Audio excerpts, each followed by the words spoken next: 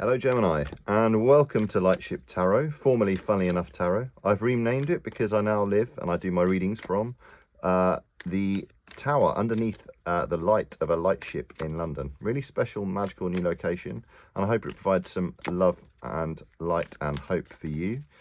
If it resonates with you, please don't forget to like, comment, share and subscribe. Help the channel grow. Anything which doesn't resonate with you, let those messages pass you by, as it's a general reading and it may be meant for somebody else. But this is a general yearly reading for Gemini, okay, for 2025. We're going to do a card for each month, beginning with January. Okay, wonderful. Always good to get a page or an ace at the beginning of a reading, the start of a new year. This is inspiration, a passion project. Maybe there's something at the start of this year that you're finally going to get around to doing that you've been meaning to do. Maybe that will feed into your New Year's resolutions. Be a great card to meditate over. Where are you going to find this inspiration? What will this passion project be? What will this new passion be? One's all about work or travel.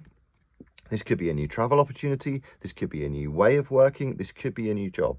But January, this is very much the beginning of a new situation which kind of fires you up, which is your passion. Okay, wonderful. This could represent a person as well, a person who really inspires you to follow a new path, something new in work or travel. In your February card, we have the Nine of Swords, okay? So the universe is very much saying here, avoid the anxiety and depression or the sleepless nights that you may feel.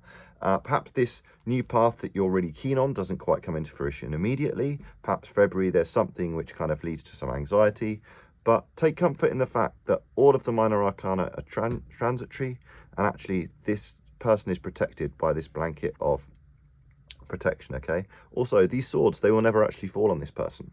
They're all in his head, okay? So know that whatever anxiety you may feel, there may be a situation that leads to it in February. Know that this is all in your own mind, and this too shall pass, okay? In March for Gemini, we have... great. This is you moving on from that potential anxiety. Perhaps anxiety or depression or sadness or worry or grief or loss is something which has been kind of weighing heavy on you over the course of 2024, and perhaps you won't quite shift that energy at the beginning of 2025, but then the universe is strongly encouraging you to believe that actually you will make that transition by March time, okay? Spring as well, perhaps you're one of those people who struggle a bit with SAD if you're in the Northern Hemisphere around February, and actually you will move on from this. This is a wonderful card of moving on. These people, they're traveling with just the clothes on their back from the previous experience they were in, and they're moving from rocky waters to smoother waters as well. So this is a wonderful card to get straight after the Eight of Swords, the Six of Swords there. Nice energy suggesting moving on from whatever that difficult period was, Gemini. And in April we have the Hierophant. Okay, this has come up for lots of different people, and I feel like the general energy here is go to those strongly kind of established institutions which can offer you advice and guidance. It could be a religious institution, it could be an educational one, but these people, they're going to the Pope for blessings and advice and inspiration, okay? So perhaps this is you reaching out, perhaps this new path that you want to follow. Perhaps you start to really get some good advice on this, perhaps from people you work with, perhaps from family or friends, perhaps from an entirely different kind of body. But this is you getting some advice on the path that you can take from those really kind of well-established, respected sources in April.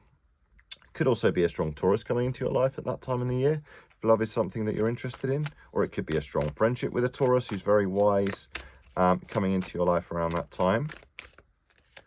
Let's carry on into May for Gemini, please. Okay, in May we have the Knight of Swords. Interesting. So many swords happening. I mean, you are an air side Gemini, so swords are your suit.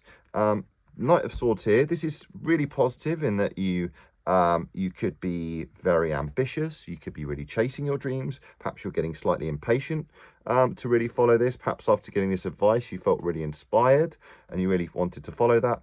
But the advice from the universe here is don't be too hasty. This is the fastest moving of the swords, but it's not necessarily the wisest acting. So kind of channel that ambition healthily, but don't maybe this isn't the month to kind of make big hasty decisions or kind of a major breakup or quit a job without thinking really thoroughly. The light side is this ambitiousness is what gets things done, and it gets you moving. So it has a very positive side too. So going into the summer months in June. June for Gemini, we have the Four of Swords. Interesting. I don't know whether you ever feel like you're on a bit of a thought roller coaster in your life, Gemini. Perhaps you are the sort of person who's very much in your head. Like I say, you are an air sign, very much about thoughts, conflicts. But what's wonderful and comforting is after the the Nine of Swords, you had the Six of Swords. And after the Knight of Swords, you have the Four of Swords. So in June, this is a chance for you to kind of meditate, rest. Yeah, and this knight, I mean, he appears to be kind of dead in this kind of mausoleum here. He's not, physically dead, but he's metaphorically taking some time out from the world, knowing that blessings are coming for him. In the original Rider-Waite deck, there's a blessing happening in the on the stained glass window of a christening. Okay, so it may feel like a bit of a mental roller coaster at the beginning of this year, but there's also lots of positiveness coming, and perhaps actually making this decision here and following this ambition allows you to rest in a way that you haven't in a while. Four of Swords, very positive there, Gemini, because in July, excellent. Perhaps this clearing out of whatever needed to be cleared out here, and the resting time to really think upon it and consider and contemplate allows you the mental energy and headspace and actual physical energy to get out there and search for it from July. Okay, so this is inspiration. This is after this Page of Wands here, you've a new path. You've also got this Ace of Wands, again, a new path of inspiration, feeling really inspired, feeling ready to go out there and into the world and really pursue what it is that you're passionate about. What are you passionate about? July is the time to go and really explore that. It could, if you're, like I say, if you're in the Northern Hemisphere, this could be the time for you to go traveling, for your summer holidays perhaps, but get out there and follow your passions in July. Lovely, Gemini. Wonderful kind of steep incline going throughout your year for 2025. Because then we have the High Priestess. This has come out for a few people as well, and I think this is the universe kind of saying, trust your own instinct, be independent, and stand in your own power. Because the High Priestess, it could be a strong Pisces presence coming into your life in August, but this is somebody who turns their back on the world and they trust their own instinct. Okay, so they're the counterpart of the Magician, and they're able to make things happen in their lives and manifest things into their lives completely independently. Okay, wonderful, empowering energy there, Gemini, for August. And let's get your final row for your yearly reading. Lots of Swords. I'd love to see some Cups or Pentacles coming out to kind of help you feel more grounded and fulfilled by the end of the year here, Gemini. Aha, great. We have the Nine of Cups. Brilliant. So the Nine of Cups is wish fulfillment, abundance, grateful too, gratitude. Okay, so perhaps you're really grateful for this new opportunity. Perhaps you're really grateful for this opportunity to be more independent and to trust your own instincts and to make your own decisions. The Nine of Cups here, this is all your ducks lining up in a row. It could be something that you've really wished for a long time. It could be a partner, it could be the perfect job, it could be a great house. It could be just feeling like everything's on track to get better for you, okay, and feel more fulfilled. So happy to see some Cups coming out there straight after we mentioned it. More Cups and more Pentacles, please, or more Wands would be fantastic for you here. The Magician too would be a fantastic card to see here for you, Gemini. Feel a strong magical empowerment. Four of Wands, lovely. Okay, another lovely, stable, grounded energy of fulfilling exactly what it is you'd like to achieve. This is stability. Okay, like I say, ending the year in a more stable place. You've also got a 4 right under another 4 here. So this 4s are all about stability. This is the unofficial marriage card. For some of you, there may be a marriage happening here. This is kind of the victory wreath, and this is you creating that strong, stable foundation for yourself. So perhaps this is something perhaps this is the path that you were really hoping to achieve, and perhaps this is the inspiration of exactly what that would look like. It might be that you get some kind of advice on your living space, because I tend to see the Four of Wands as about creating that house for yourself, but it could just also be creating that strong, stable energy within yourself as well. Great energy to get towards the end of the year, because in October for Gemini we have Death. Okay, so there haven't been many major arcana cards. There's been the Torah, there's been the Hierophant, High Priestess, and we have Death. So in November, this is a major change, okay? But I feel like the Death card in itself isn't intrinsically bad. It can be frightening because we can't control it or necessarily predict it. But actually, straight after the Four of Wands here, after creating this stability for yourself, I feel maybe that's what allows you to create this change. It could be a major change in a relationship, in a job, but all of this, the Death card, Scorpionic energy, this is all to tear down what no longer serves you in order to create something new, which does serve you better. And I feel like this is a wonderful example of you creating that stability within yourself, trusting yourself. Look, such energy of independence here with the High Priestess, the Nine of Cups, to create that stability within yourself and then lead to great change. That change doesn't necessarily need to be bad, but it will be change in November for you.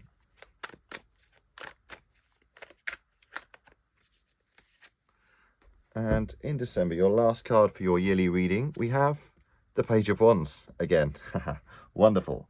I love how it's bookended your whole reading here, Gemini. And it's so interesting because perhaps getting to this great level of stability here, reaching this wish fulfillment, there needed to be another big change in order for you to make the next step and to start the cycle again and to follow another passion, perhaps building on that passion. Perhaps this is a promotion, perhaps this is another promotion at the end of the year.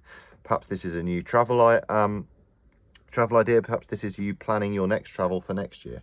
It could come in many forms, but wonderful empowering energy here of you going out there and getting what you want, okay? Getting that wish fulfillment. Perhaps you've been kind of a bit of a homebody in 2024. Perhaps you've kind of been not being as proactive as you might be in going out there and getting what it is you want, but this is a real year of action and getting out there and searching for what it is that will truly kind of fire you up and give you that much needed passion in your life. If this resonates with you, Gemini, please do like, comment, share and subscribe. It's always really interesting hearing your comments and how it resonates with you. Like I say, I'm reading this from London. It's wonderful to hear where other people are listening to this around the world. Buffalo Spirit, the abundant universe will provide. I love that. Buffalo Spirit, the abundant universe will provide. So keep going. Libra, I feel like the universe recognizes your hard work and your endeavors, and you're going out there and actively seeking what it is that will fulfill you. And if you do that, the abundant universe will provide, okay? If you go out there, you take action, you trust your instinct, okay? You shake off this anxiety, you get the correct advice, you rest when you need to, but otherwise you go out there searching for this wish fulfillment, and the abundant universe will provide. Wonderful. And finally, a Moonology card for you, Gemini.